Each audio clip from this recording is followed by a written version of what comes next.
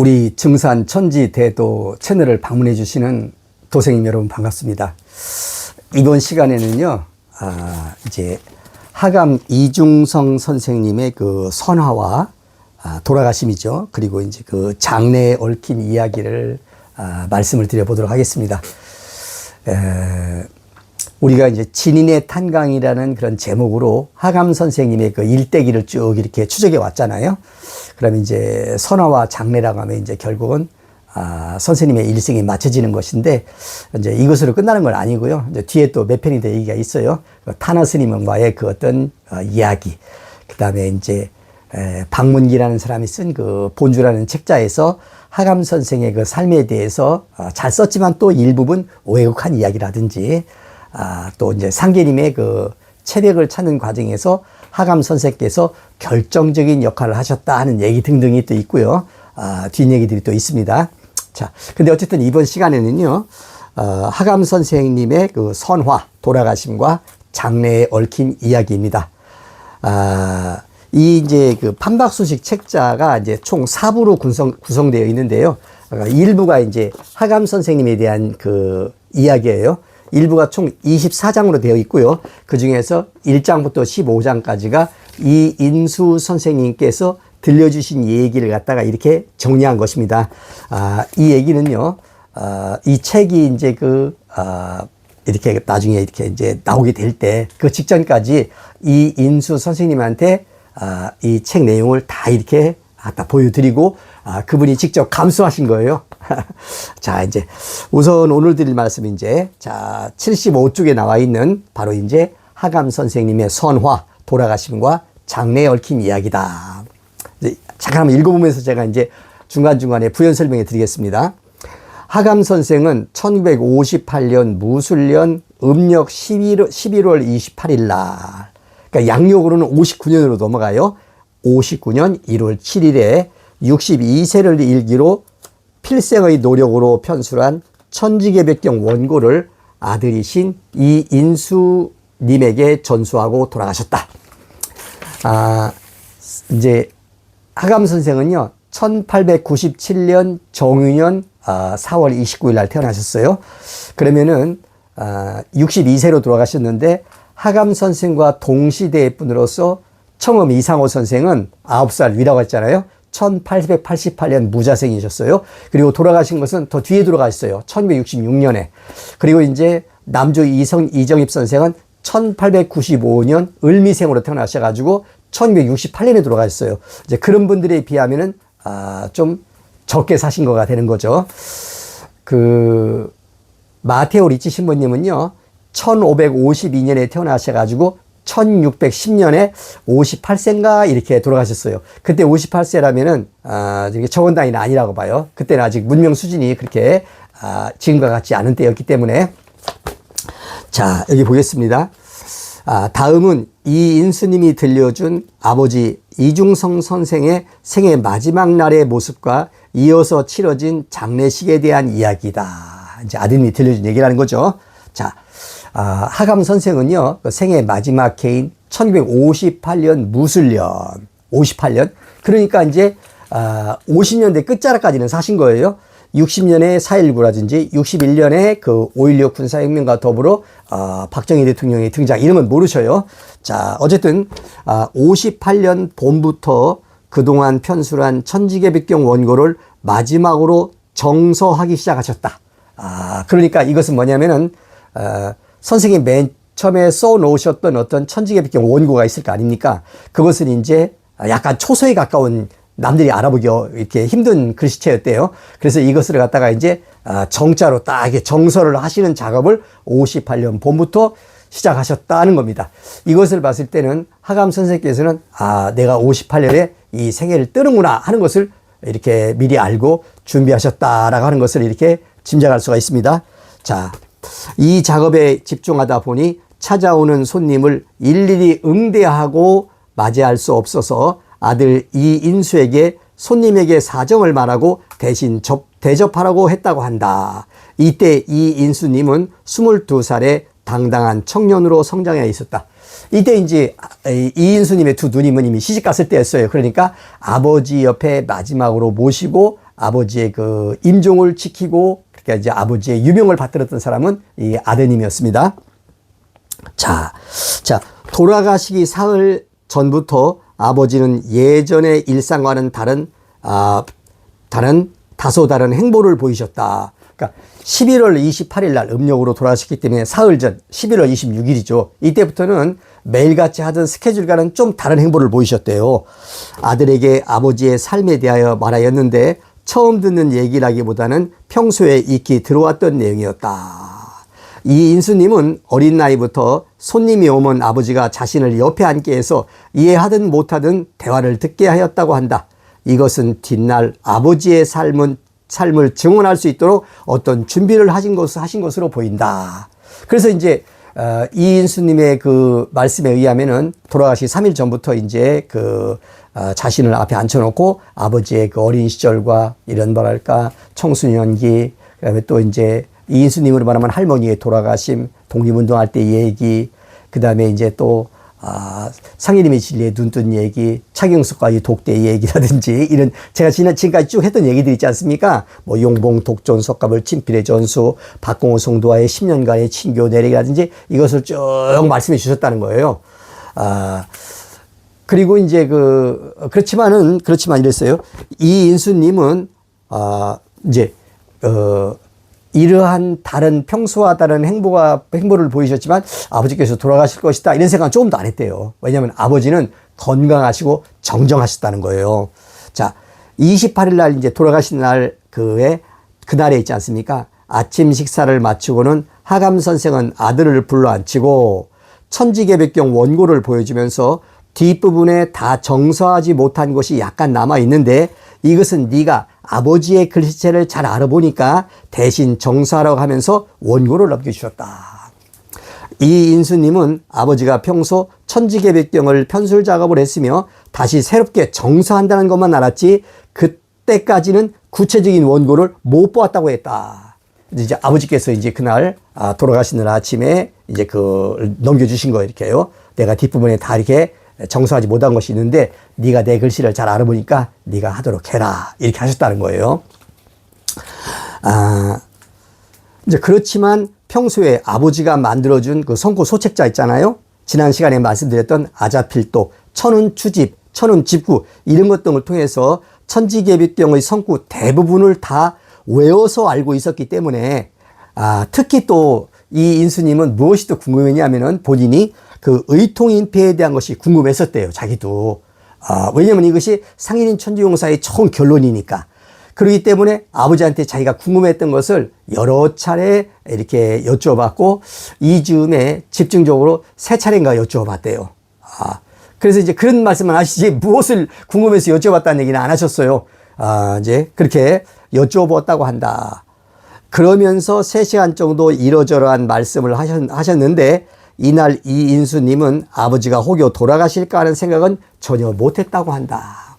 왜냐하면 그날까지도 돌아가시는 당일까지도 이인수님의 눈에 비친 아버지는 여전히 건강하시고 정정하셨기 때문이었다. 이제 제가 이것을 나중에 이제 이렇게 아드님의 말씀을 전해 듣고 이제 혼자 생각해 볼 때 이중성 선생께서는요 자신이 11월 28일 당일날 죽는다, 이제 세상을 뜬다, 마감한다 이걸 아셨어요. 아무래도 이제 도인이셨지 않습니까? 또 주역에 또 나름대로 꿰뚫으셨고 아셨다 이거예요. 이제 말씀을 마치고 이제 괭이와 삽 등을 준비하게 하고는 아들과 함께 동네의 공동 우물로 가서 돌을 고르는 등 주변을 정리하는 작업을 하셨다. 이제 그 당시에는 상수도 하수도 시절이 없던 시절이니까요. 동네 우물은 마을 구성원의 식수원으로 많은 사람들이 드나들기에 혹여 겨울 날씨에 미끄러져 다칠 염려가 있었기 때문이었다. 저도 어릴 때 보면요, 보통 이제 빨래는 다 어머니라든지 이런 분들이요, 다 하천가에 가서 빨래를 했어요. 그리고 또 이제 우물가에 가서 했었고 있지 않습니까? 또 우물에서는 물을 길러다 먹었고, 그러니까 그 시절은요, 50년대 말, 그 시절은 지금하고 전혀 다른 문명의 양상이에요. 자, 한참 동안 작업을 하고 나서 집으로 돌아왔을 때는 이미 점심 식사 시간이 한참 지난 때였다. 그러니까 아침 먹고 나서 작업하고 한참 지났으니까 얼마나 이제 시작기가 있을 때 아닙니까? 자, 그래서 아버지와 아들이 겸상을 하고 식사를 시작해서 몇 숟갈을 들었을 때 갑자기 하감 선생은 상을 물리라고 말씀하셨다. 이제 아드님은 이렇게 말씀하시더라고요. 그 하감 선생님의 그 집안의 그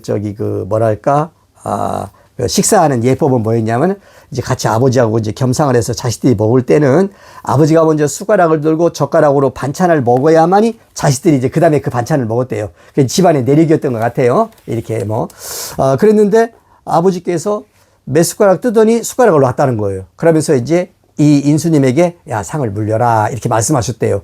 사실은 제가 볼 때는 굉장히 배고플 때인데 뭐 어떻게 해요. 아버지가 물리라는데 이제 상을 물렸죠.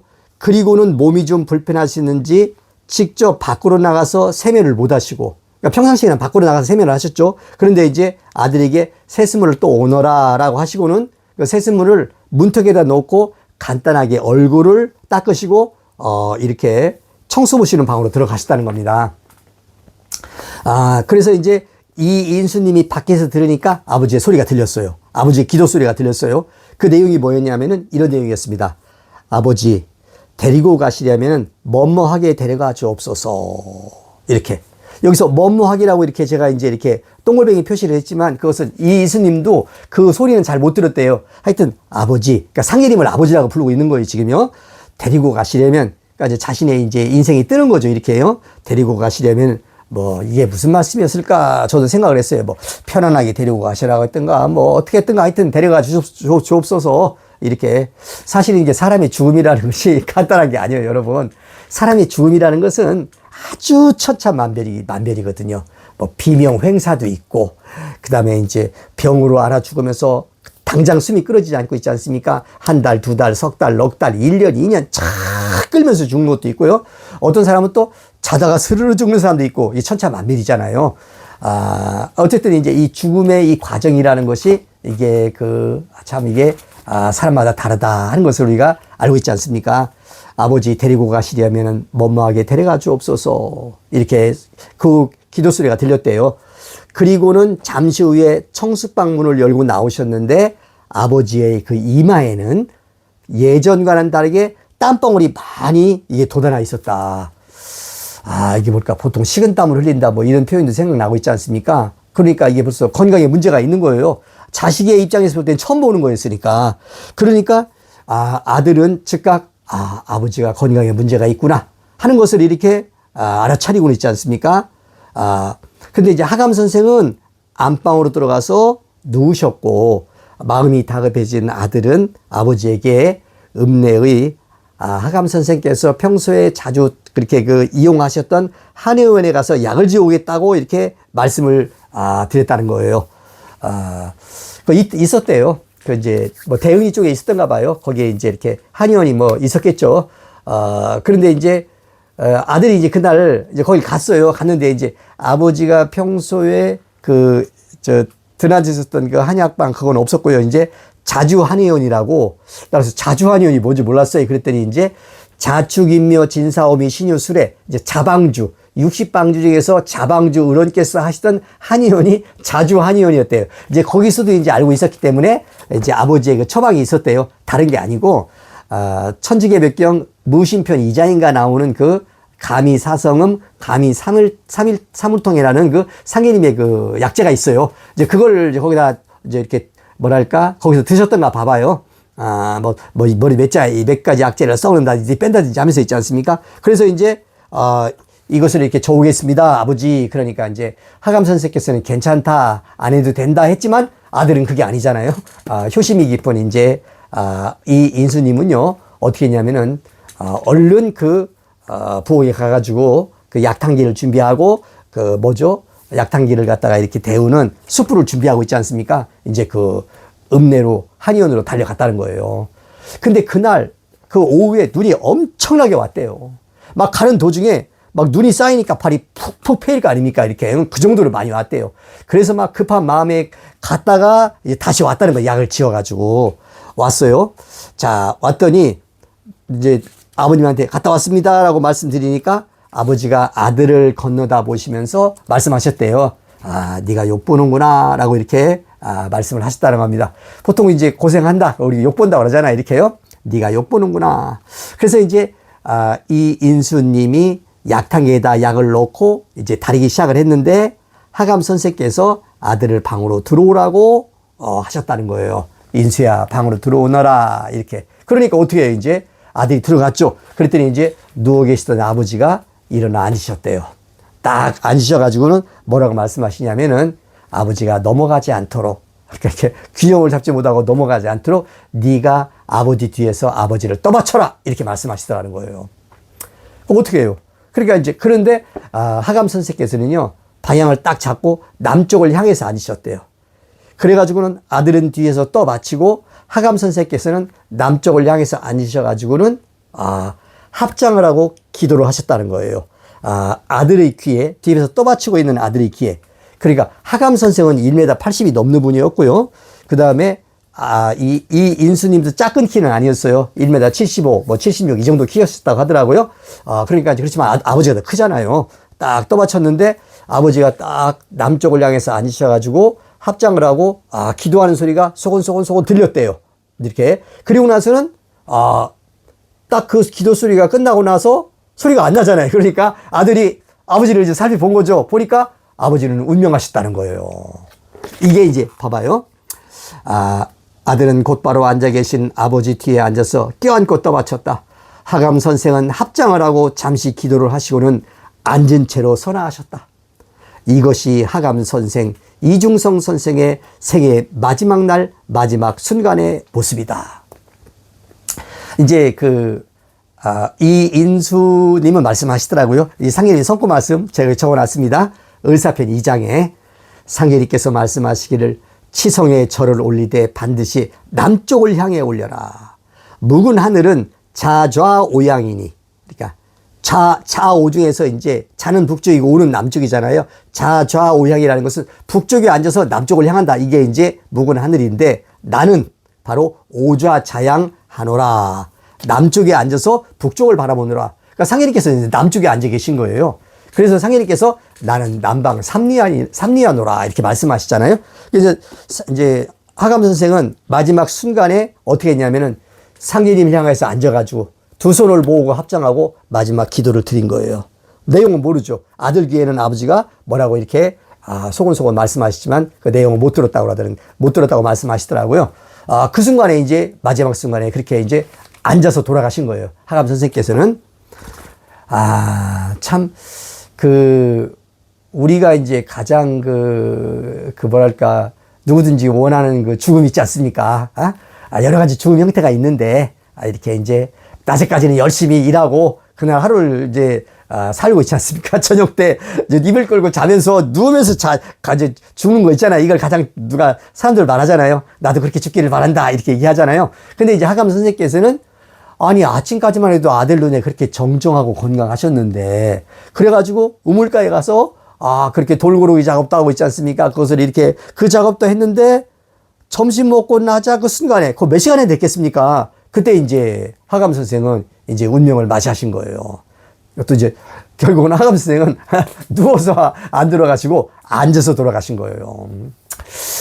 야, 참말로 이것을 보면서 있잖아요. 저는 이제 나중에 생각한 거예요. 이제 제가 이제 이 상계님 이 교훈 계통에 제가 몸을 담았기 때문에 다른 교주님들이 어떻게 돌아가셨다 하는 것에 대해서 제가 이제 몇 분 알고 있어요. 어떤 교주님은 막 병원을 이 병원 저 병원 이 병원 몇 달간을 이렇게 전전긍긍 하시면서 있지 않습니까? 신도들은 몰라요. 교주님이 그렇게 몸이 안 좋으신 것을 결국은 최측근 간부들만 이렇게 이제 알고 있고 이제 몸이 새까맣게 타가지고 있지 않습니까? 그렇게 돌아가신 분도 있고 뭐 여러 형태가 있어요. 그러니까 이것과 비교를 해보는 거예요. 이렇게요. 그런 생각도 해봤어요. 자, 보겠습니다. 부지불식간에 아버지의 돌아가심을 당하고 황망한 가운데 장례 절차는 아들 이인수님의 목이었다. 아들이. 자, 하감 선생은 아들에게 평소 아버지가 사망한 이후의 장례와 매장에 대해서 말씀하셨다고 한다. 이제 미리 교육을 한 거예요. 아버지가 죽으면 어떻게 알아? 뭐 이런 거 있잖아요. 이렇게요. 당시까지는 상인이, 그러니까 이제 부모 상이나 조부모 상이나 이제 남아있는 가족을 상인이라고 하지 않습니까? 굴건 제복과 고고를 하며 장례를 치르는 때였다. 굴건 제복이라는 건 뭐냐면요. 저도 어릴 때 그 기억하는 데 있지 않습니까? 지금은 장례식장 가면 굴건 제복이라는 거 없어요. 굴건 제복이라는 것은 그 삼배 옷으로 있잖아요. 상인들은 옷을 해 입어요. 아주 참 뭐라 그럴까. 그거 참, 이 모자를 쓰고 있지 않습니까? 지팡이를 짚고, 그 누런 배옷을 입고, 손님이 찾아오잖아요. 조문객이 찾아오면은, 아이고 하면서 있지 않습니까? 공을 해요. 그러면서 이제 서로 인사를 하고 이제 이렇게 조문을 하는 건데, 그게 이제 그 당시까지만 해도 일상적인 모습이었어요. 그런데, 하감 선생은 절대 자식들에게 굴건제복과 고골하지 말라고 하셨고, 대신 태을주 등 주문을 읽으라고 하셨다는 것이다. 또한 무덤을 만들어 매장하지 마라. 자, 가묘를 했다가 일정한 시간이 지나 육탈이 되면 이제 화장을 해서 산에 뿌리라고 하셨다는 것이다. 이것은 천지개벽경에 나와 있는 다음의 상예린 말씀을 그대로 따르는 것을 의미한다. 하감 선생은요, 상예린 말씀을 믿고 상예린 말씀을 신앙하고 상예린 말씀 위주고 이러신 분 아니었어요? 그래서 애들도 학교에 안 보냈잖아요.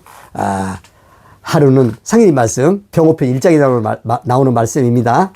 하루는 상인을 보시고, 하루는 상제님께서 상인을 보시고 말씀하시기를, 상복은, 상인들에 있는 저 의복은 거지 죽은 귀신이 만든 것이니라.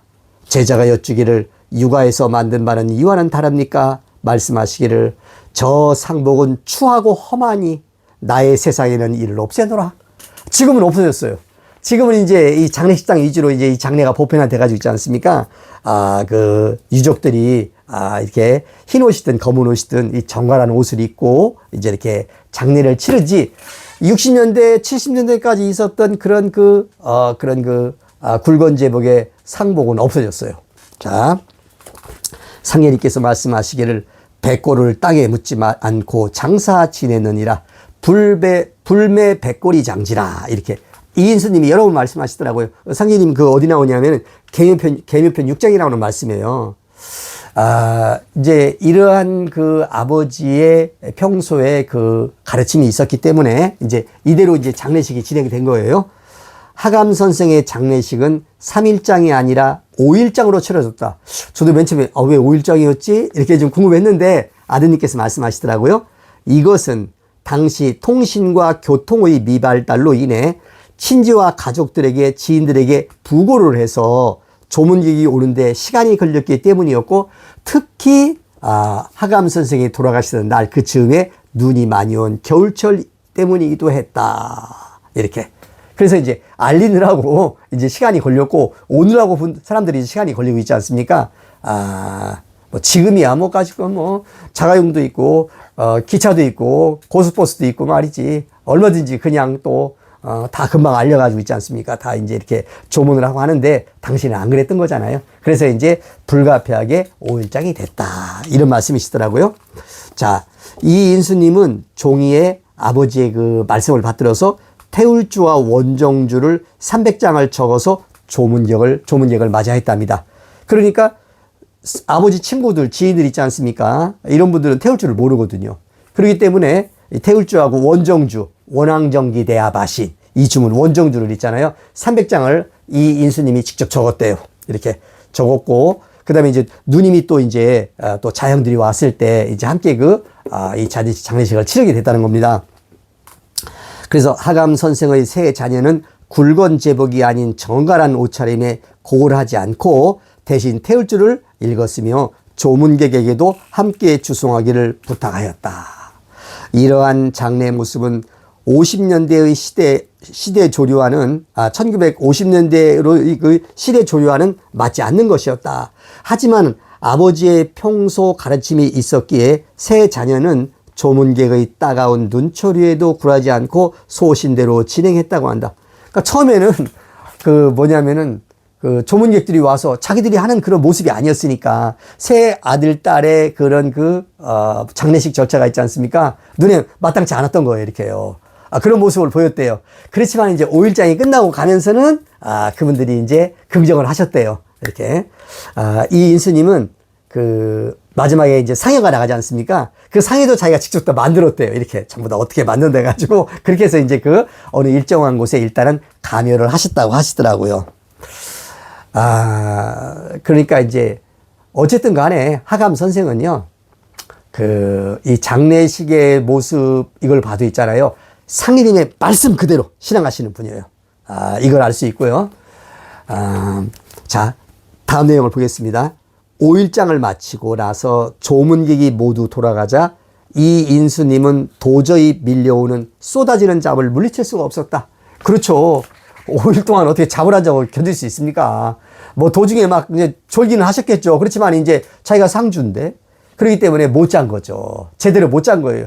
그래서 이제 어떻게 했냐면은 청수 모시는 방에 들어가서 안에서 문을 걸어 잠그고 잠에 골아 떨어졌다는 거예요. 이제 이 뒷얘기가 재미가 있어요. 제가 볼 때는. 이건 이제 이 인수님의 개인 체험인데 있지 않습니까? 그 말씀을 해 주시더라고요. 잠에 골아 떨어졌는데 말이지. 꿈을 꾸었다는 거예요. 그렇죠. 잠자면 꿈을 꾸니까. 그런데 꿈을 꾸었는데 저쪽 들판에서 한 무리의 사람들이 말을 타고 서북 쪽으로 달려가는 것이 보였다. 서북 쪽을 말씀하시더라고요. 서북 쪽? 그 꿈에서도 방향을 분별하셨나? 하여튼 서북 쪽으로 말씀하시더라고요. 딱 이렇게 들판이 보이는데, 일군의 무리들이 사람들이 있잖아요. 말을 타고 쫙 가는데 서북 쪽 방향이었대요. 근데 그 가운데 누가 있었냐면 아버지가 보이더라는 거예요. 아버지 모습이 말을 타고 쭉 가시는 아버지 모습이 보이더라는 거예요. 그러니까 이제 꿈속에서 이인수님이 꿈에 들이는 아버지 있지 않습니까? 그러니까 꿈속에서 아버지를 불렀어요. 아버지! 아버지! 하고 이렇게 불렀다는 거예요. 그러니까, 이렇게 하감 선생이 이를 알아차리고 있지 않습니까? 그 말머리를 돌려서 몇 사람들과 함께, 이 인수님이 있는 쪽으로 왔대요. 이제 오신 거예요. 이렇게요. 꿈 얘기입니다, 여러분. 그러니까 이제 이 인수님은 반갑게 맞으면서 아버지께 여쭈었다는 겁니다. 뭐라고 여쭈었냐? 아버지, 살아생전에 그토록 상제님의 세상이 오기를 기도하고 기다렸는데 그 세상은 언제 나오는 것인가요? 이렇게 물었다는 겁니다. 꿈속에서. 원래 아버지는요, 이렇게 말씀하실 때요. 살아계실 때 아들 이인수한테, 인수야, 우리 3대만 믿어보자. 조선시대 때는 역적모의라도 들키면 3족을 멸하였지만 이 상해님이 진리는 절대 그런 진리가 아니다. 우리 3대만 믿어보자. 그 3대가 뭐냐고 제가 이제 궁금해서 여쭤봤더니 이중성 선생의 아버지, 이중성 선생, 그리고 너 아들 인수까지 요 3대를 말씀하신 거래요. 제가 지난 시간에 말씀드렸잖아요. 이중성 선생은 살아생전에 그 경상도에 계셨던 아버지한테 편지를 써서 태울줄을 순차적으로 5만 돈을 읽게 해가지고 큰 광명 체험과 어떤 체험을 해서 아버지를 정읍당에 모시고 오시게끔 해가지고 거기서 사시다 돌아가셨다는 거 아닙니까? 그 3대였다는 거예요. 그래서 나 그 얘기를 듣고요. 저는 그 얘기를 듣고 이중성 선생의 3대를 말씀하셨다. 그러니까 아들 때 가서는 뭔가 이게 이루어지는 거를 생각하신 거구나, 가는구나. 이런 생각을 해본 적이 있어요. 지금 이제 아드님이 아직도 살아계신단 말이에요. 이제 아들이 여쭈는 거예요. 꿈속에서. 아버지, 살아생전에 그토록, 그렇죠. 그토록 상인의 진리에 성경신을 다하고, 그 이상의 다른 것은 안 하셨잖아요. 이렇게요. 그 말씀대로 따르고 있지 않습니까? 그 말씀대로 신앙하고, 이랬는데, 그토록 상제님의 세상이 오기를 기도하고 기다렸는데 그 세상은 언제 나오는 것인가요? 요즘 말하면 언제 개벽을 해서 후천 성경 세계가 열립니까? 이런 말씀이잖아요. 그랬더니 아들의 질문을 받은 하감 선생은 다만 오른손을 펴서 들고는 엄지부터 새끼 손가락까지 말아서 쥐기를 3번 하였다고 한다. 이인수님이 그것을 직접 이렇게 시연해 보이시더라고요. 아버지가 꿈속에서 이렇게 했다. 그 말씀을, 그 질문을 드리니까, 펴가지고 있잖아요. 1번, 2번, 그리고 3번, 이렇게 했다는 거예요. 그래서 이제, 그러고서는 아드님은 그 뜻을 말씀, 안 하셨어요. 뭐 아시는지 모르시는지 하여튼 그러셨다는 거예요. 제가 생각해 봤죠. 이건 5잖아요. 이렇게요. 5를 5번 하신 거잖아요. 이렇게요. 그럼 뭐야? 5를 5번을 더하면 15가 나오고, 그리고 또 10에다가 5를 플러스하면 105가 되고, 또 5 곱하기 5 곱하기 5 하면 125가 되고. 어쨌든 뭐 그런 내용이겠거나 이렇게. 그러니까 원래 제가 볼 때 성인들은요, 직접적이고 노골적인 말씀은 안 하셔요. 상인님 수부님 말씀 보면 있지 않습니까? 은유와 비유와 상징으로서 있지 않습니까? 알아들으려면 알아들어라, 이런 뜻이잖아요. 이렇게요. 제가 볼 때 그런 것 같아요. 자, 그게 이제 105가 됐건 125가 됐건 간에 있지 않습니까? 다 의미는 있어요. 문제는 어떤 시한성이 있다. 내가 볼 때는 하감 선생은 알고 계셨다. 이걸 저는 생각하는 겁니다. 자, 그리고는 꿈의 장면이 바뀌었대요. 이제 꿈이 딱 바뀌었어요. 장면이 바뀐 거예요. 청수 모시는 방에 아버지와 아들은 단둘이 앉아 있었는데 하감 선생이 말하였다. 그 꿈속에서 아버지께서 말했던 내용을 이렇게 이제 들려주시는 거예요. 뭐라고 말했냐? 아버지께서 이제 다정하게 아버지와 아들이 앉아 있는 거예요. 인수야, 아버지는 이제 간다. 여기 천지개벽경 원고 중에서 네가 모르는 것이 있으면 물어보아라. 아버지가 다 대답해 주겠다. 이렇게 말씀하셨다는 거예요. 천지개벽경 원고는요, 한 권으로 되어 있는 게 아니라 이렇게 이민편, 뭐 계묘편, 갑진편, 이렇게 뭐 기후편 이렇게 몇 권으로 묶여 있었대요. 그거 옆에 있었고 꿈속에서. 그러니까 아들 이인수님은 천지개벽경 원고를 이게 들고는 이곳저곳을 펼쳐 보이면서 아버지께 여쭈었대요. 이게 무슨 뜻입니까? 그러니까 하감 선생은 아들의 질문에 일일이 대답해 주었다고 합니다. 제가 이제 물어봤어요. 이 말씀을 듣고 나서, 그때 아드님께서 꿈속에서 아버지한테 물었던 구절은 어떤 구절을 물은 겁니까? 그리고 아버지께서는 어떻게 대답하신 겁니까? 이렇게 제가 이제 질문을 드렸더니, 이인수님은, 아니, 꿈속에서 그러한 모습이 보였고, 아버지가 이렇게 말씀하시길래 내가 이렇게 질문했던 그런 모습과 아버지께서 대답해 주시는 모습만 기억날 뿐이지 그 내용은 기억이 안 난다. 뭐 참 그렇겠구나. 그렇죠. 이제 그렇게 생각을 했고요. 그래서 이제 아버지의 마지막 말씀이 꿈속에서 있지 않습니까? 이제 다 끝나니까 이렇게 말했다는 거예요. 아버지는 이제 가니까 네가 잘 하도록 해라. 라고 이렇게 말씀하셨다는 겁니다. 이게 마지막 장면이었어요. 꿈속에서. 아버지는 이제 가니까 누가 아버지의 아들 이인수가 이제 그 증언자 사명을 맡은 거예요. 뭔가 이게 좀 사명을 맡으신 분이에요. 이분도 이인수님이요. 잘하도록 해라. 이렇게.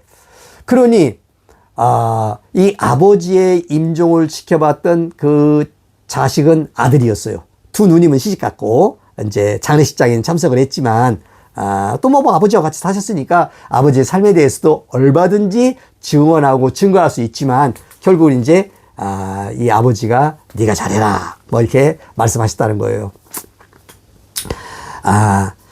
이제 저는 이 꿈 이야기를 듣고는 하감 선생께서 아들에게 어떤 사명과 그것을 감당할 수 있는 기운을 붙이신 것이라는 생각이 들었습니다. 저는 그것은 아들에게 때가 오면 천지개벽경 이 원본을 세상에 내놓으라는 것과 증언을 들으러 오는 후대 일꾼들에게 아버지의 삶과 신앙 정신을 증언하라는 뜻이 담겨 있다고 보고 있다. 이렇게 저는 그렇게 생각합니다. 그러면요, 이제 꿈 얘기를 했잖아요. 이렇게요. 그러면은 이 꿈이란 게 과연 무엇이냐. 이제 이런 말씀을 한번 드려보겠습니다. 이제 개인적인 말씀을 드려볼게요. 저는요, 꿈을 많이 꾸는 편이에요. 언제나 꿔요. 주로 개꿈입니다. 꿈을 꾸고 나서 깨어났을 때는 꿈이 잠깐 생각나요. 그렇지만 하룻밤 지나고 하루 날짜 지나고 나잖아요. 그럼 다 사라져버리고 말아요. 주로 이제 제가 꾸는 꿈은요, 편안한 꿈은 아니에요. 막 쫓기는 꿈. 어떤 큰 건물에 들어가서 있지 않습니까? 막 이쪽으로 내려오는 통로, 이쪽으로 내려오는 통로 속에서 어느 쪽으로 내려가느냐, 막 이런 걸 고민하고 있잖아요. 그 다음에 이제, 제가 30년간 몸담았던 옛 교단에 있던 그 동지들, 일꾼들 있지 않습니까? 꿈속에서 막 서로 쫓고 쫓기는 꿈 있잖아요. 이런 꿈들이 주로 많고 또, 군대 갔을 때 꿈 있잖아요. 이렇게요. 꿈속에서 다시 또 군대를 가는 거예요. 얼마나 황당합니까? 그러니까 이제 그때 그 마음속에 억눌렸던 거 있잖아요. 이렇게요. 사람의 이제 의식이라는 것은 빙산의 일각이다 이런 말이 있잖아요. 눈에 보이는 얼음은 그게 전부가 아니고 그 밑으로는 엄청난 그 의식의 밑바탕에는 그 무의식이라는 게 있는 거 아닙니까? 그거 있잖아요. 이렇게 우리가 이제 이런 것이 이제 표출된다 이렇게 보고 있기 때문에 워낙 뭐 그렇게 꿈을 많이 꾸기 때문에 그렇게 이제 신묘한 꿈을 저는 한 두세 번 꾼 것 같아요. 이제 우선요 이 꿈에 대한 상견이 말씀이 있어요. 또 상견님께서 그게 어디냐면은 그 어디죠? 이 천지개벽경에 정미편이 나와요. 상견님이 이제 이 꿈에 대해서 긍정해 주시는 말씀이 있어요. 이게 어디냐면 정미편 4장 말씀이거든요. 상제님께서 정미년에 그 차경석이를 데리고 순창 농암에 가십니다. 농암, 바위 암자. 농이라는 것은 장농할 때 농자고요. 암은 바위 암자. 그러니까 장농바위, 농바위예요. 농바우, 농바위. 이렇게 그런 그 농바위가 박장근 그 정도의 그 집 뒤에 있었어요. 지금도 가면 있어요. 큰 이렇게 네모 반듯한 그 돌, 큰 돌이요. 이렇게 두 개가 이렇게 겹쳐 있어요. 이렇게요. 지금은 막 거기에 풀이 많이 자라가지고요. 이렇게 자기 형태가 안 보이는데 몇 번 가봤습니다.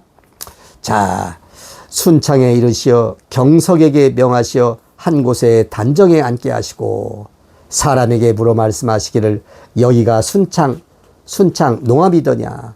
어떤 사람이 대답해 아뢰기를 그러하나이다. 말씀하시기를 농암에 전해오는 이야기가 있느냐. 대답해 아뢰기를 농암에 농바우가 있어 마을 이름이 되었으니 전설이 있습니다.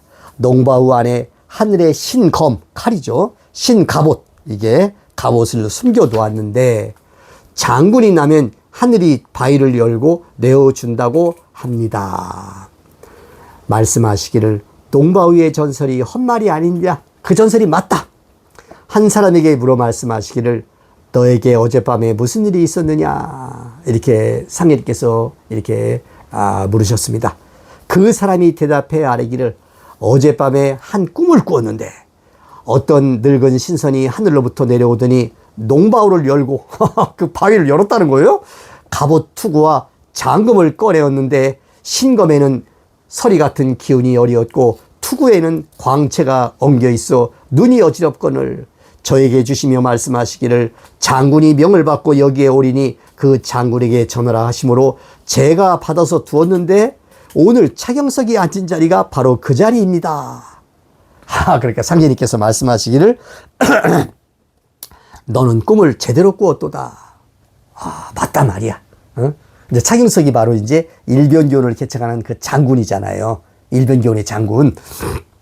그러니까 이제 기운이 글로 가는 거예요. 이렇게 차경석한테. 그래서 이제 차경석이 그 기운을 받아가지고 600만 그 보충 신도를 갖다가 이렇게 이제 모으는 그런 일꾼이 되는 거잖아요. 이렇게요. 제자가 여쭈기를 세상의 꿈에 진실이 있나이까? 말씀하시기를 옛날에 문왕의 아들 무왕이 문무혁명이라고 그러잖아요. 이렇게요. 상나라의 폭군 주왕을 내어 쫓고 이제 새로운 주나라를 개척할 때 결국 이제 무왕이 누구를 모시고 자기 스승이자 장인인 강태공을 모시고 사실은 문무혁명, 문왕의 혁명, 역성혁명의 주인공은 강태공이에요. 강태공. 자, 옛날에 무왕이 상나라를 칠 때 꿈으로 알려준 일이 많으니라. 큰 꿈은 하늘이 징조를 보임이니 천하사를 하는 사람은 소중히 여기느니라. 천하사를 하는 사람은 그런 꿈을 소중히 여기느니라. 이렇게 이제 말씀하셔요. 말씀하시기를 경서가 너에게 큰 일을 내가 맡기나니 세상에서 가장 큰 공적을 이루도록 하라. 경석이 대답해 아뢰기를 결초보온을 맹서하나이다. 이렇게 했다가 나중에 이제 차경석이는 배반하는 거잖아요. 이렇게요. 이제 이때 이 순창 농바오에 갔을 때 차경석한테 초패항 항우도수, 장군도수를 붙이고요. 또 여기서 이제 정민년 가을에 순창 농암에 계시더니 마장군 이제 또 공사를 보시잖아요. 이제 마장군 말맞자. 그래서 이제 저는 이인수 선생님이 마지막 5일장의 장례식을 자기가 상주로서 진행을 하고, 잠을 못 잤다가 이 꾸었던 꿈 얘기를, 저한테 몇 번 해주셨었어요. 그럼 이 꿈이 믿을만 하냐? 저는 이제 꿈을, 믿는 편이에요.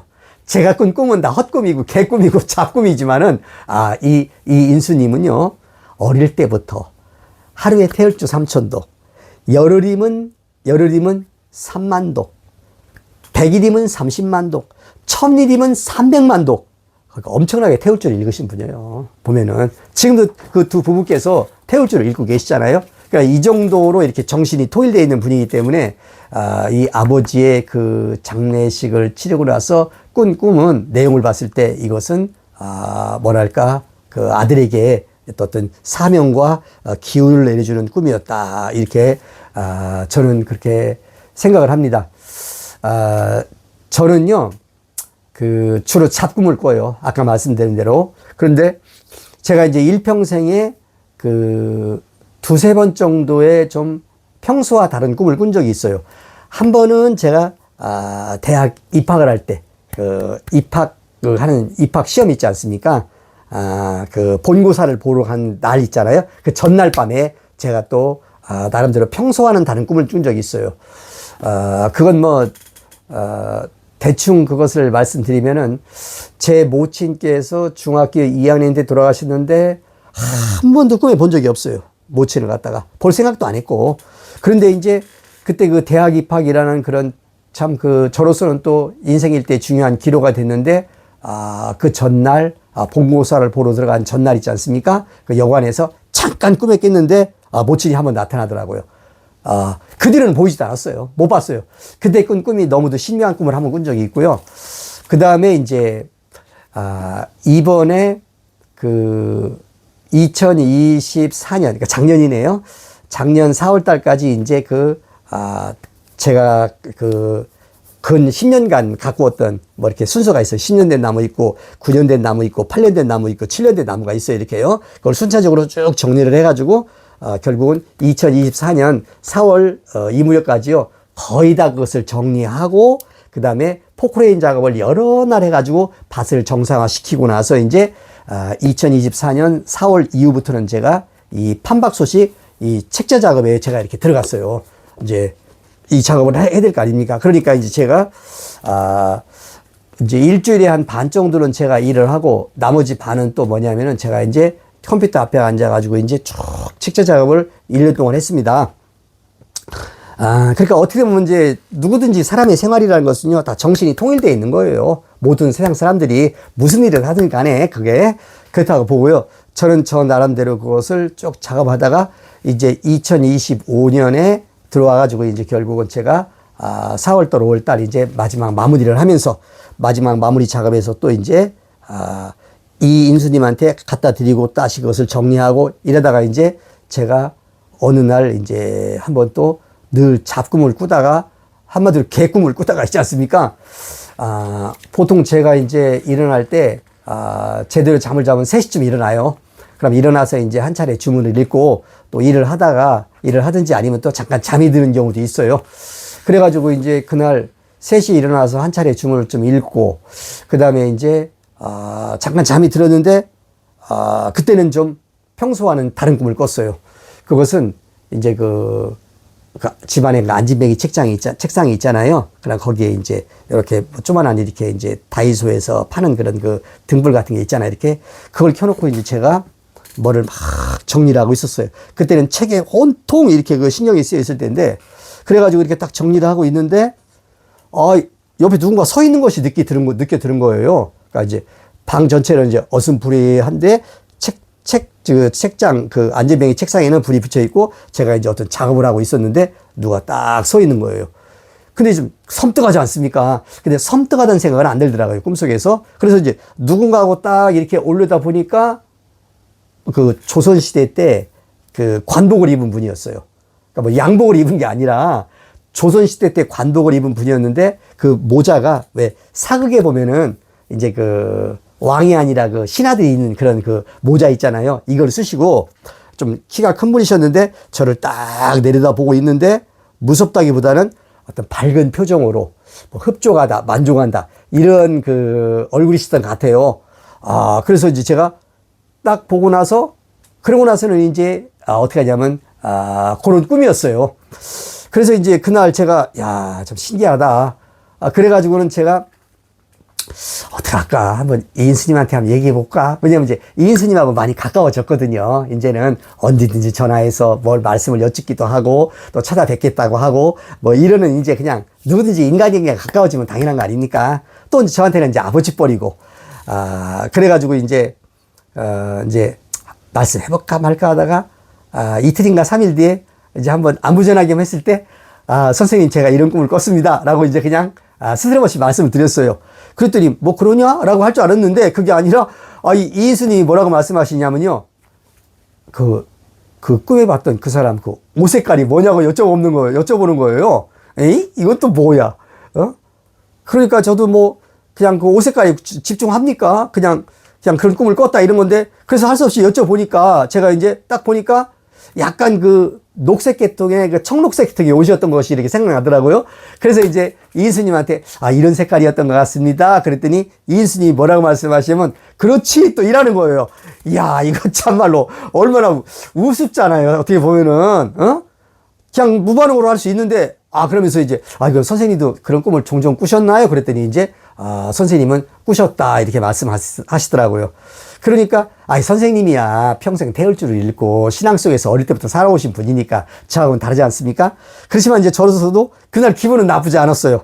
내가 꿈꾼 개꿈은 아니었구나. 이런 생각이 들었어요. 그렇지만 저는요 어떤 스타일이냐면요 그런 꿈에 대해서 집착하는 스타일이 아니에요. 특히 신비적인 거 있잖아요. 이것에 별로 저는 치중을 안 해요. 왜냐하면은 제가 신앙을 하면서 많은 사람을 만나고 있지 않습니까? 많은 사람들이 체험을 해요. 이런 체험이 이상의 체험도 하는 사람이 있어요. 제가 알고 있던 어떤 화백님은 있잖아요. 자신이 꿈에 용을 타고 날아가는 꿈을 꿔요. 용을 타는데 옆에 또 여러 마리의 또 용이 있고요. 자기가 탄 용의 그 비늘의 색깔도 말하는 분이에요. 근데 그분이 말할 때 그건 거짓말이 아니에요. 그분의 말 이렇게 보면 그분하고 친교해 보면 알 수 있어요. 그걸 왜 거짓말을 합니까? 그분이. 그러니까 꿈을 가지고 어떤 생각을 하거나 이제 저는 그런 생각은 없어요. 저는 그런 스타일이 아니에요. 저는 말씀대로 이렇게 말씀을 따져보고 이치를 따져보고 이제 이런 스타일이에요. 저는요. 그러니까 체험 같은 거를 뭐 체험도 많이 안 해봤지만 어떤 조만한 체험을 했다고 그래가지고 그 속에 빠져가지고 뭐 이렇다는 거 있잖아요. 이렇게요. 이런 스타일이 아니에요. 저는요. 말씀 나온 김에 어떤 분은 저한테 이렇게 말해요. 뭐 노상규 씨 노상규 씨 말이야 눈동자를 보니까 이렇게 막지가 않대. 그렇게 열심히 돌을 구하고 말이야 그랬다면 눈이 반짝반짝 빛나고 말이야 이렇게 그래야 되는 거 아니야? 라고 말을 하는데 괜찮아요. 여러분 요즘 사람들이 얼마나 힘듭니까? 하루하루 사는 게요. 이게 물론 옛날에 비해서 문명의 모습이 달라졌지만은 다 같이 힘들어요. 이렇게 편안하게 태울 줄만 읽고 있지 않습니까? 좋은 영양식 보충하면서 사는 게 아니잖아요. 그러니까 당연합니다. 저 그렇습니다. 이렇게 말씀을 드려요. 이제 그런 말씀을 이제 제가 이제 이렇게 한번 꿈 얘기 나왔으니까 아주 재밌는 얘기도 한번 해봐야 되잖아요. 그래서 한번 이렇게 참고 삼아 말씀을 드려보는 거예요. 우리 증산 천지 대도에 있는 몇 분의 일꾼들은 있잖아요. 제가 다 정읍의 이인수 선생님을 갖다가 같이 찾아뵀어요. 거의 모든 우리 증산 천지 대도의 우리 회원들은 다 만났어요. 그래가지고 이제 어떤 회원분은요, 이제 저보다 나이가 많으신데, 그분은, 이인수 선생님 네 분과 또 자기 부부가 있을 거 아닙니까? 서로 몇 번 만나서 같이 밥도 먹고, 이렇게 또 어울리시는 분도 있고, 이인수님이 이제 저한테 경계하셨던 것은 이것이었어요. 증산도 출신들은 두 가지의 관심이 있다는 거예요. 거기에 초점이 있다는 거예요. 하나는 대두목, 하나는 의통인패 이렇다는 거예요. 그러니까 제가 자꾸 먼저 물어보니까 이제 그것을 경계하시는 거죠. 그런데 이제 우리 증산 천지 대도에 있는 일꾼들은 노상윤이를 대등으로 생각하지 않습니다. 물론 혹자는 생각하시는 분도 있을 수 있어요. 그러나 노골적으로 말하는 경우는 거의 없어요. 이렇게 우리가 생각하는 그런 대두목의 관념은 달라요. 대두목이라는 것은 상일님 말씀 그대로 상일님한테 도통을 받아야 되는 거예요. 그 도통의 실질적인 내용은 뭡니까?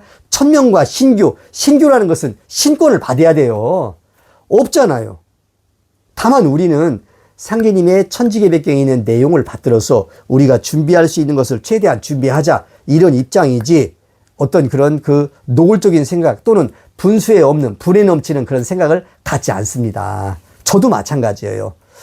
혹자는 이제 이렇게 말씀하시는 분이 있어요. 노상균이 그름이 쓴 그 판박소식 책을 읽어보니까 말이야, 거기에 보니까 저는 대두목이 아니라고 말을 했더구만.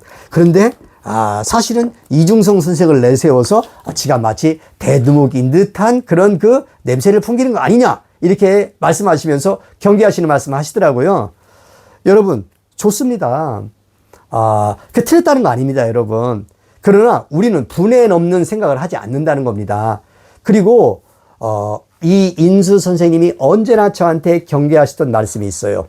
노상균 씨, 대두목이라 하는 것은 상계님이 낙점을 하셔야 임명권자는 상계님이시다, 이렇게 말하는 거예요. 지금 있는 어떤 일개 신앙인이 또는 뭐 교주가, 지도자가 누구라도 내가 대두목이다 말한다거나 대두목이지 않을까 생각한다거나 다 좋다 이거예요. 그러나 상계님이 임명하시는 것이지 지가 생각한다고 대두목이 되는 게 아니라는 거예요. 이 인수님은 말씀하시기를 동석이라도 상계님이 인정하면 그게 동석이다, 진짜 동석이다, 이런 말도 하셔요. 그래서 그런 말씀을 한두 번 들어본 게 아니기 때문에 허황된 생각을 하지 않습니다. 10년 세월 동안 있잖아요. 이인수님하고 교제하면서 우리 그 증산 천지대도에 우리 그 같은 회원들을 갖다가 이렇게 같이 인사소개 시켜주고 말씀을 받들면서 있지 않습니까? 우리가 생각하는 대두목이나 이런 겁니다. 그러면서 이제 저희들은요, 나무를 기르고 있다, 어떻게 기르고 있다, 매꾸르다, 어떻게 컸다, 어떻게 가공을 했다, 이런 하나하나를 다 이인수님하고 말씀을 드리면서 이게 공유했어요. 그러면 이인수님은 그냥 노상균이가 하는 짓이니까 이제 이렇게 하는 양을 보시는 거겠죠. 그러면서 이제 이런 말씀도 하시더라고요. 다른 사람이 그렇게 나무를 심고 무슨 뭐 의통인패를 말하고 뭐 한다고 할 때는 나 같으면 말렸을 것이다. 그렇지만 노상균 씨가 하는 일이 상계님의 뜻이 아닐 수도 있지만 길 수도 있다고도 생각한다, 이렇게 또 긍정적으로 말씀하셔요. 그리고 노상균 씨가 말하는 증산 천지대도의 그런 그 조직의 이념, 대두목관, 이것이 맞다면 나도 증산 천지대도의 한 회원이 되고 싶다, 이런 말씀도 하셨었어요. 뭐 그러니까 이제 그런 말씀을 제가 이제 이렇게 한번 드려보는 거예요. 자, 이 인수님의 집에는 많은 내방객들이 있었고 아버지 이중성 선생에 대해서 궁금한 것을 물으러 오는 분이 많았을 것이라고 생각한다. 많았어요. 그러나 어쨌든 이인수님과의 만남은 내 신앙 인생을 바로잡고 참신앙, 바로 이 혁명운동의 과정에서 내가 무엇을 어떻게 하는가를 확연히 알게 하는 가장 중요한 인생의 전기점이 되었다. 이 인수님을 찾아뵙기 첫날 2016년 4월 21일 날 5일 전에 부안 변산에다가 700평의 임야를 마련해서 259그루의 나무를 심었습니다. 그때 벌써 이것이 저는 올바른 일이었구나. 왜? 이중성 선생의 천지개벽경 그 뭐랄까 내용을 이인수님으로부터 이렇게 직접 확인했기 때문에 그때 처음 뵙는 날 이인수님이 말씀하시더라고요.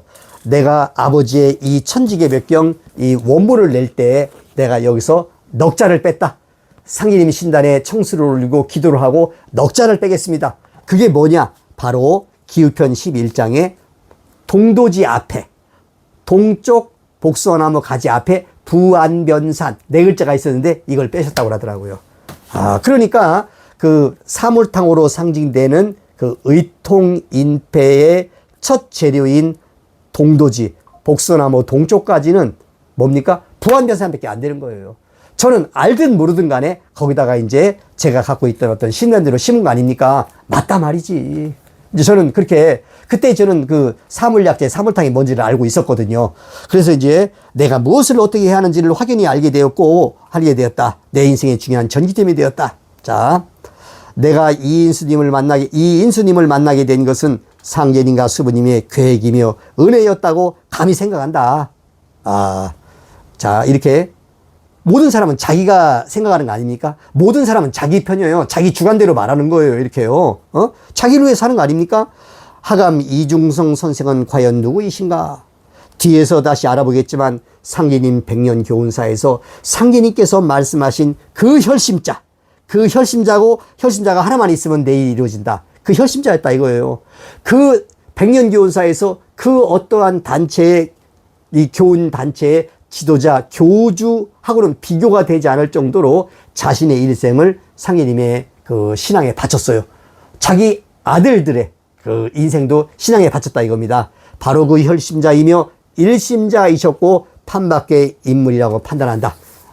저는 이제 제가 교리를 이렇게 그 분석해 보니까 바로 하늘의 동방칠성 이마두가 상예님께서 김용렬한테 동방칠성이라는 직분은 천상에 없습니까?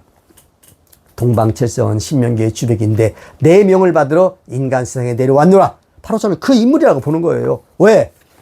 바로 용봉 독존 석가불이라는 상예님의 그 친필이 누구한테 갔습니까? 청음 이상호 선생, 남주 이정립 선생이나 또는 운산 선생이나 우당 선생한테 안 갔다 이거예요. 다 그때 살아 계셨단 말이에요. 그런데 그 용봉 독존 석가불의 친필이 누구한테 갔어요?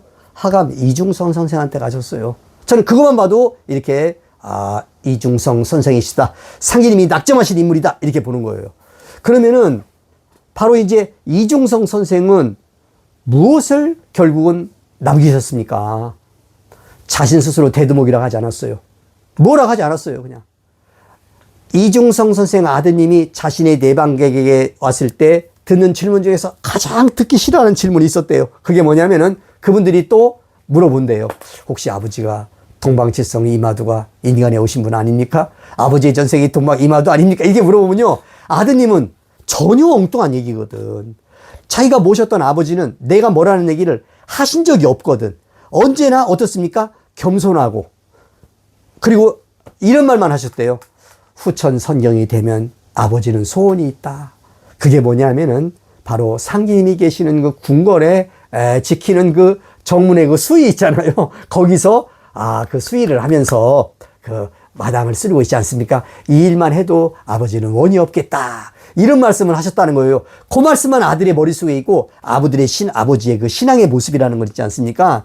아주 그 자신을 드러내지 않고 오로지 상기님의 말씀 그것뿐이었어요. 그러니까 아버지께서 이런 말씀 하셨대요.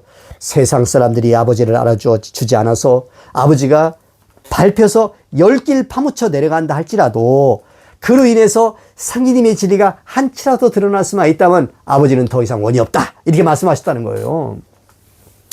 아니, 그게 아버지가 말씀하셨다는 거예요. 내가 밟혀서 10길 내려가더라도 그로 인해서 상기님의 지리가 한치라도 높아질 수 있다면 나는 그것으로 만족한다. 이게 아버지의 신앙 정신이었대요. 그런데 그런 신앙 정신을 듣고 배웠던 아들한테 와가지고 혹시 아버지가 전생이 이마두한 신부 아니었습니까? 이렇게 말하면 아들로서는 이해를 못하는 거예요. 그렇게 싫어하셨다는 거예요. 이렇게 그 말씀 하시더라고요. 그래서 저도 이제 그런 말씀을 이렇게 질문을 하려고 했지만은 어떻습니까? 말씀을 쭉 들어보니까 그런 말씀에서는 안 돼. 그러니까 질문 안 했어요. 그래서 제가 이제 여기다가는 이제 1부 1장에서 15장까지는 그 이중성 선생의 아드님의 그 증언 얘기를 썼고요. 16장부터 24장까지는 제 의견을 썼어요. 근데 제 의견은 거기 뭡니까? 하감 이중성 선생은 이러이러한 이유로 인해서 이마두 신부님이 이렇게 인동환생한 동방칠성 이마두라고 감히 생각한다. 이제 아드님은 거기까지 읽었어요. 그랬더니 나중에 책 내기 전에 그러더라고요. 노상규 씨, 이 부분은 뺍시다. 이렇게 말씀하시더라고요. 그런데 어떻게 해요? 이것은 제 생각만의 의견이 아니거든. 우리 청산 천지대들은 다 일꾼들이 이런 생각을 하고 있는 거거든요. 그러니까 제가, 이것은 선생님의 뜻이 아니라고 제가 분명히 밝히고 쓴 거기 때문에, 개인 의견이라고 쓴 거기 때문에, 이렇게 선생님 이해해 주십시오 하니까 뭐 어떻게 해요? 아버지도. 이인수님도 어떻게 해요? 그러냐고 할 수 넘어간 거예요. 그래서 이제, 우리 이제 정산 천지대도는요, 결국은 어디로 집중하냐면요, 천지개비경으로 집중하는 거예요. 천지개비경은 하감 이중성 선생께서 편술하신 바로 상해님의 경전이에요. 대순전경도 있고 도전도 있지만, 대순전경을 편술하신 청음 선생과 남주 선생, 도전을 편술하신 운산 선생과 경전 선생은 암시적으로 혹은 명시적으로 본인들이 대두목이다 이렇게 밝히신 분들이에요. 그렇지만 하감 이중성 선생은 자신이 만든 단체가 아니었고 자신은 교주가 아니었고 자신을 따르는 신도들이 전혀 없었었어요. 내가 못하라는 생각을 하지 않으셨어요. 단체가 없었다니까요. 그렇기 때문에 제가 볼 때는 다른 경전도 훌륭해요. 대순전령도 도전도 저는 상계님께서 허락하셨기에 나온 아주 꼭 있어야 될 경전이지만은 그 많은 경전 중에서 이 천지개벽경이야말로 가장 중심이 되는 경전이다. 바로 이 천지개벽경 대순전경에 나와 있지는 대순전경과 다른 그 50%의 그 말씀 그 가운데 일부는 도전에 실려 있지만 거기도 실려 있지 않은 천지개벽경만의 그 성구 있지 않습니까? 이 안에 우리 일꾼들이 우리 신앙인들이 알고 싶어하는 바로 상계님 진리의 천시와 지의와 인사에 대한 그런 그 내용이 실려 있다. 그래서 이제 제가 이 천지개벽경에 대한 이제 핵심적인 얘기들을 제가 이제 내용을 풀어 놓을 겁니다. 이것은 제가 이만치 알고 있다. 이걸 자랑하려고 하는 게 아닙니다. 제가 지금 이제 올해로서 44년째인가 이렇게 제가 이제 상계님 신앙에 몸을 담고 저 나름대로 그냥 다른 길로 이탈하지 않고 신앙을 해왔습니다. 그래서 저로서는 이제 제가 깨닫고 생각하고 느끼고 했던 것을 갖다가 저만 알고 있으면 소용없어요. 세상 사람들과 공유해야 돼요. 이걸 풀어내줘야 돼요. 그래야 그분들도 자기들이 100% 받아들이지 않지만은 이건 이런 내용이구나 하는 것이 돼야 되는 거지. 혼자 독불장군으로 나가면 무슨 의미가 있습니까? 그래서 이제 이 천지개벽경, 이 편년체 경전 1201년부터 1209년까지 이 공사 내용을 쭉 이렇게 추적해 나가면서 대순전경에 나와 있지 않은 내용들이 있지 않습니까? 이런 내용들을 중심으로 하면서 바로 천지공사의 그 내용 중에서 천시와 지의와 인사에 대한 상계님 천지공사를 상계님께서 어떻게 짜셨다라고 하는 것에 대해서 제가 이제 또 차근차근 제가 또 이렇게 말씀을 저 나름대로 말씀을 드리고요. 그러면서 다른 경전과 또 함께 이렇게 유계 종합하면서 이렇게 같이 말씀을 드려보도록 하겠습니다. 자, 그것이 바로 우리가 이 사오미 계명의 시간대에 할 일이다라고 이렇게 생각을 하고 있는 것입니다. 자, 그러면요. 오늘은 여기까지 말씀드리고요. 또 다음 시간에 다시 찾아뵙도록 하겠습니다.